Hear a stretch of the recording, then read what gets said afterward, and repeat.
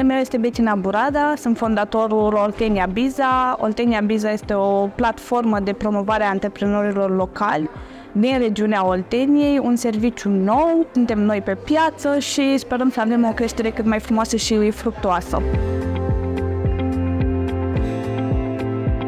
M-am înscris în BNI pentru că, din punctul meu de vedere, consider că orice lucru pe care vrei să-l faci în viață merge mult mai bine în echipă și atunci BNI, având și o expunere la nivel național și internațional, l-am considerat ca o oportunitate pentru mine de a mă face cunoscută în cadrul celorlalte afaceri.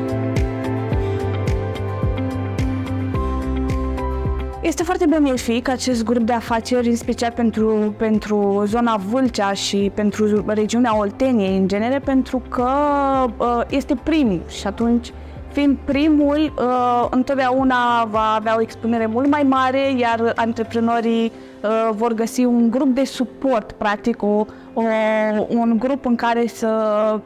să găsească o atitudine pozitivă și care să le dea un involt în creșterea afacerilor lor. Sunt printre membrii fondatori ai grupului BNI Boomerang,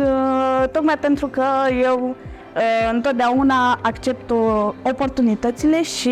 nu-mi place să le ratez și atunci n-aș fi putut niciodată să ratez această ocazie de a mă înscrie și mai mult de atât de a fi fondatorul primului grup de business networking din regiunea noastră.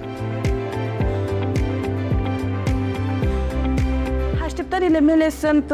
de o creștere realistă, în primul rând, pentru că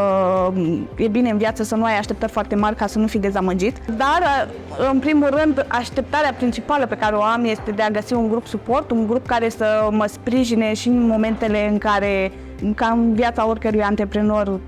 se pot întâmpla anumite evenimente care să te demoralizeze și atunci așteptarea principală a grupului este de sprijin și pe plan secund de creștere